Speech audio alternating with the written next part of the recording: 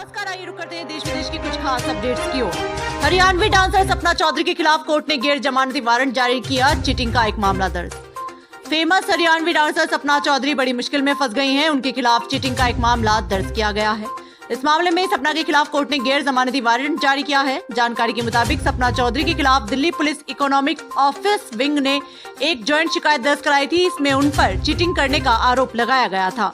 ये पहली बार नहीं है जब सपना चौधरी के खिलाफ धोखाधड़ी का मामला दर्ज हुआ हो। इससे पहले 2018 में उन पर धोखाधड़ी का केस दायर किया गया था।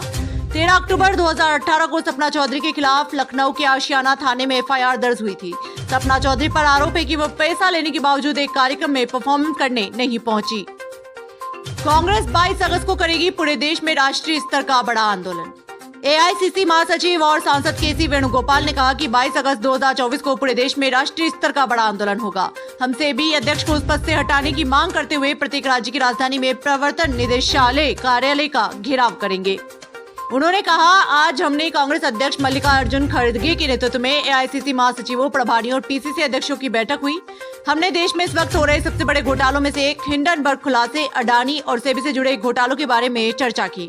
हमने सर्वसम्मति से 2 चीजों की मांग करते हुए इस मुद्दे पर देशव्यापी आंदोलन करने का फैसला किया। एक तो अडानी मेगा घोटाले पर जेपीसी जांच, जिसमें प्रधानमंत्री पूरी तरह शामिल है और जिसमें वित्तीय बाजार विनियमन के साथ अब गंभीर समझौता किया गया है। पाकिस्तान का विलय होगा या होगा समाप्त, सीएम योगी का चौंकाने वाला बयान। उत्तर प्रदेश के सीएम योगी आदित्यनाथ ने लखनऊ में विभाजन विभीषिका स्मृति दिवस पर आयोजित एक कार्यक्रम को संबोधित करते हुए कहा कि पाकिस्तान का या तो भारत में विलय होगा या हमेशा के लिए इतिहास में समाप्त हो जाएगा। सीएम योगी ने कहा, जो 1947 में हुआ वो बांग्लादेश में हो रहा है। हम विभाजन की त्रासदी दोबारा नहीं होने देंगे। राम की नगरी अयोध्या में गजब की चोरी, हजम नहीं कर पा रहे लोग। आप भी जानिए क्या है पूरा मामला। प्रभु राम की नगरी अयोध्या से चोरी का मामला सामने आया है। दरअसल रामपथ और भक्ति पथ पर लगे 3800 बम्बू लाइट व 36 गोबो प्रोजेक्टर लाइट की चोरी हो गई है। यश इंटरप्राइजेस के कर्मचारी शेखर शर्मा ने अज्ञात व्यक्ति के खिलाफ राम जन्मभूमि थाना में चोरी का मामला दर्ज कराया है। रामपथ पर 6400 बम्बू लाइट लगाई गई थी और इसके अलावा भक्ति पथ पर 96 गोबो प्रोजेक्टर लाइट भी लगाई गई थी। इस पूरे मामले पर अयोध्या पुलिस जाँच पड़ताल में जुट गई है। बिहार सीएम की चुप्पी से मचा बवाल, क्या बीजेपी पर पड़ेंगे भारी। मुख्यमंत्री नीतीश कुमार की चुप्पी से बिहार में सियासी बवंडर मचा हुआ है। जेडीयू नेताओं की वक्फ कानून को लेकर भाजपा से अलग राय सामने आई है। सुप्रीम कोर्ट में आरक्षण बढ़ाने के मामले में केंद्र सरकार से समर्थन न मिलने से नीतीश की उम्मीदों पर पानी फिर गया है। प्रशांत कुमार की तल्ख टिप्पणी भी नीतीश को परेशान कर रही है। नीतीश की चुप्पी कुछ न कुछ संकेत दे रही है।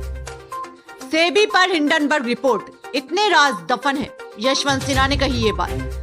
पूर्व वित्त मंत्री यशवंत सिन्हा ने हिंडनबर्ग रिपोर्ट पर सेबी की जांच को लेकर कहा कि इसमें इतने गड़े मुर्दे हैं कि सचमुच में जब जांच होगी तो किस किस की पोल खुलेगी ये कहना मुश्किल है।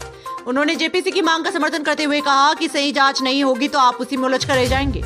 यशवंत सिन्हा ने कहा कि माधवीपुरी को सेबी चीफ इसलिए बनाया गया है ताकि वह ढक्कन का काम करें। बच्चों के भविष्य से खिलवाड़ करने वाले स्कूलों की खैर नहीं, सीएम योगी का बड़ा निर्देश, जानिए क्या है। उत्तर प्रदेश के मुख्यमंत्री योगी आदित्यनाथ ने परिवहन विभाग की समीक्षा बैठक में आरटीओ कार्यालय में पासपोर्ट कार्यालय जैसी सुविधा देने के निर्देश दिए। उन्होंने स्कूल वाहनों की सुरक्षा पर जोर देते हुए कहा कि बच्चों के जीवन के साथ खिलवाड़ बर्दाश्त नहीं किया जाएगा। उन्होंने स्कूलों वाहनों को फिटनेस टेस्ट और प्रशिक्षित चालकों की नियुक्ति देने पर विशेष ध्यान देने को कहा। 9 साल बाद बांग्लादेश लौटे शेख हसीना के विरोधी, भारत में ली थी शरण। बांग्लादेश नेशनलिस्ट पार्टी के नेता सलाहुद्दीन अहमद 9 साल बाद भारत से बांग्लादेश लौट गए। ढाका पहुंचने पर उनका समर्थकों ने जोरदार स्वागत किया। सलाहुद्दीन अहमद को 2015 में मेघालय में बिना वैध दस्तावेजों के पकड़ा गया था। ढाका पहुंचकर उन्होंने कहा कि देश को दूसरी आजादी दिलाने के लिए आप सभी के योगदान और साहस को कभी भुलाया नहीं जा सकता। सुप्रिया सुले के विरुद्ध सुनेत्रा को खड़ा करना भूल, बोले अजित पवार। राष्ट्रवादी कांग्रेस पार्टी राकांपा एपी के अध्यक्ष अजित पवार ने मंगलवार को कहा कि सुप्रिया सुले खिलाफ सुनेत्रा पवार को लोकसभा चुनाव में उम्मीदवार बनाना उनके करियर की सबसे बड़ी गलती है। इसे लेकर उन्होंने आगे कहा कि घर में राजनीति लानी नहीं चाहिए थी, लेकिन पार्लियामेंट्री बोर्ड ने निर्णय लिया था।